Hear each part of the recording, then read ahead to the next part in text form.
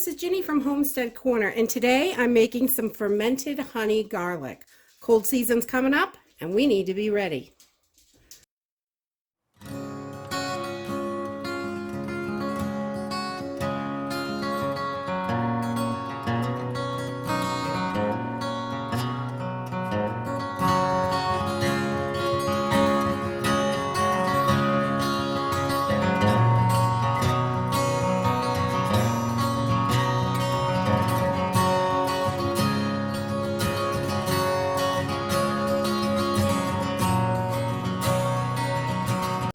Okay, so honey fermented garlic is really simple. You only need two things.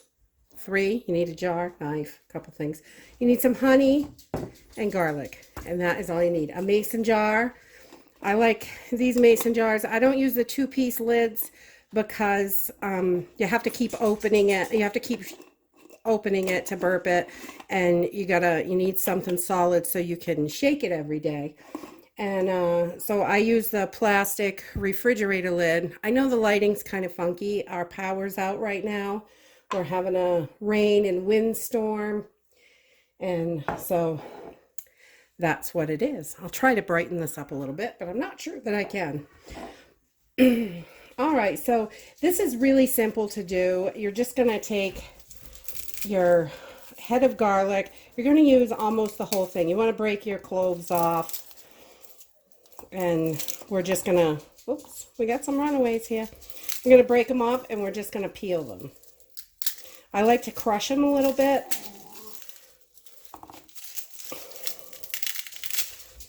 Honey fermented garlic is so good during cold and flu season. It really helps when you're sick. Garlic has all these great natural enzymes in it, and they help fight off bacteria.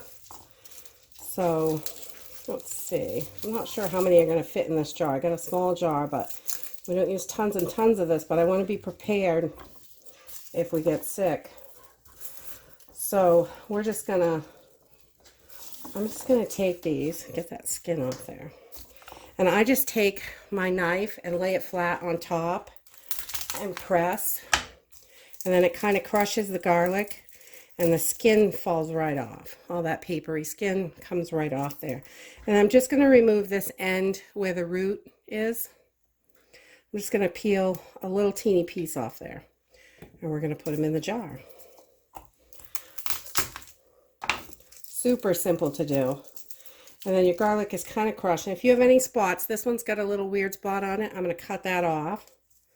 I don't want that in there. We don't want any bad garlic in there. You want to make sure that it's nice and good. And again, we just crush it a little bit, and the skin falls off. And just the little root part, we want to take that off. And toss it right in your jar.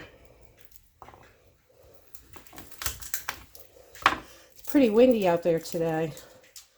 You know, we could see the power lines sparking at 5 o'clock this morning, and it was crazy, but we didn't lose our power then. That was kind of weird. We expected to, but we didn't. The internet went out for a while, and now this afternoon the power's gone out. It's still raining and windy, so hopefully it's not too long. But that's what it's like living in the country. It's not unusual.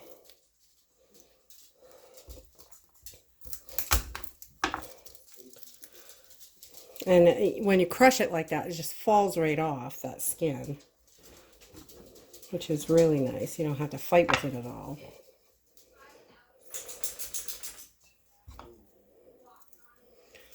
And it helps release some more of that garlic oil when you've got it crushed into your little mixture. So, and you don't want to fill your jar up all the way. You only want to go about halfway with the garlic, because you're going to add honey. You want to cover it with honey, and you got to leave room for it to ferment.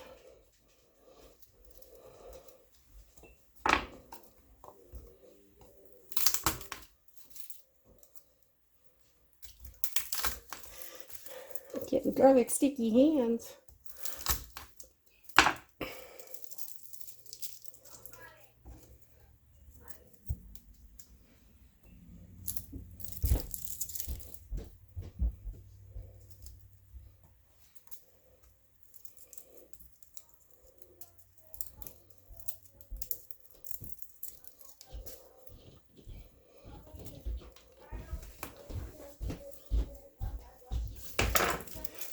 couple more in here. And there's no exact science. You don't have to have this, like, there's no amount of cloves, or you can do it with just a couple cloves if that's all you have. The more you have, the better. And because you can make more. But you can really do this with whatever you have. You just want to make sure you have enough honey to cover all your garlic. That's the most important thing. Okay, so we've got our jar about half full of garlic.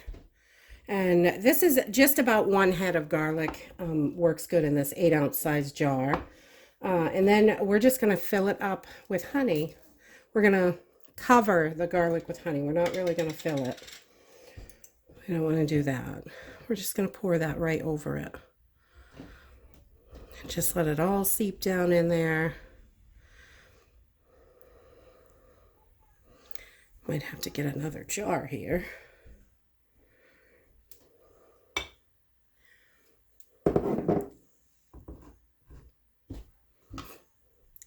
And you can kind of move this around, make sure there's no air bubbles. You just want to make sure, see there's some air bubbles here. Oh, here. Sorry about that. You just want to get those air bubbles out and let that honey go right down in there. And so you can kind of just move it around just so the honey gets all the way to the bottom. We're going to need a little bit more honey in here. Scraping the bottom of the barrel for this jar.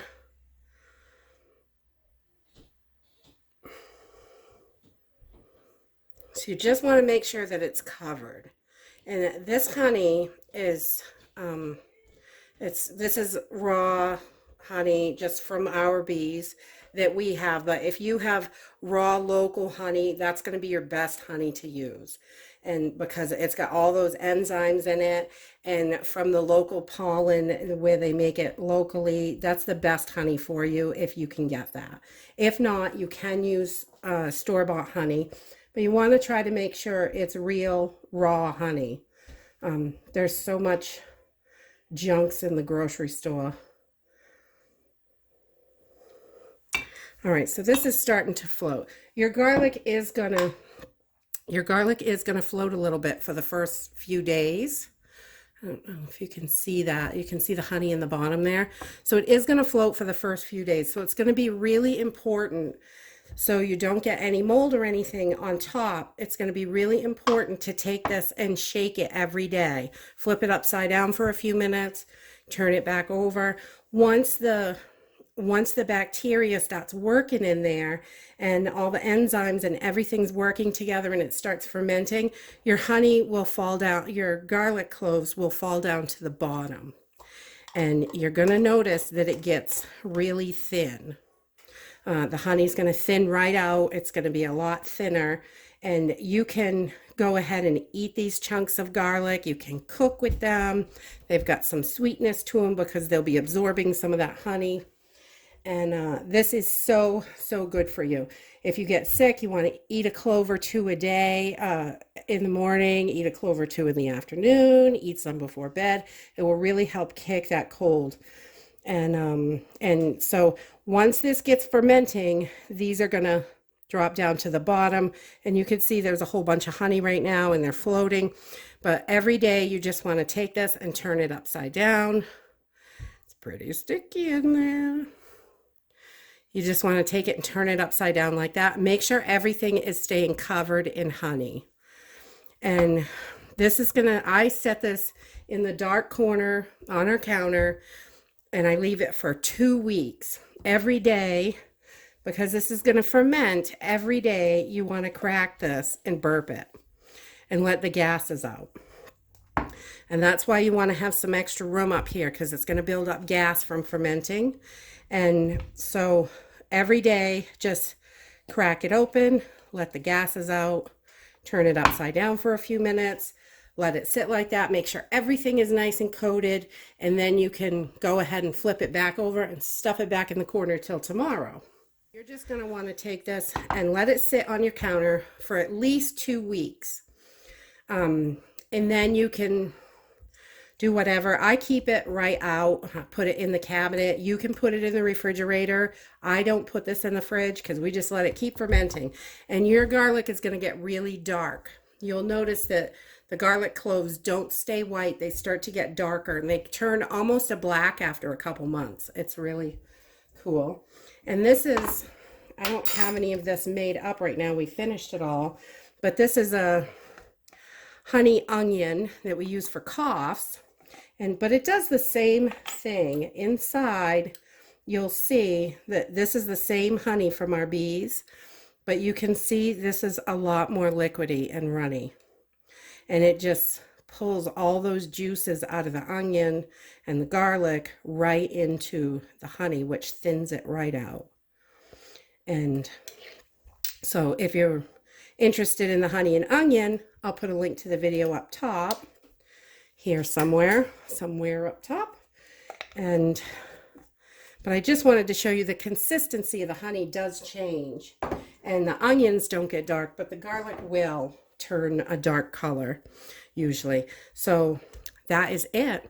And this is in about 2 weeks. This will be ready to use. The longer it sits, the better. If you can let it sit for 2, 3, 4 months, it'll be great. After about 2 weeks, you don't have to keep burping it every day. So, but I keep it on the counter for 2 weeks and make sure it gets burped every day and turned over. And after about 2 weeks, the fermentation is far enough that you're not going to get any mold. You don't have to worry about any kind of bacteria. The pH is not going to allow anything to grow in here. So that is it. It's simple, easy, and so good for you. If you like this video, give us a thumbs up. Subscribe. We'll see you in the next video. Bye.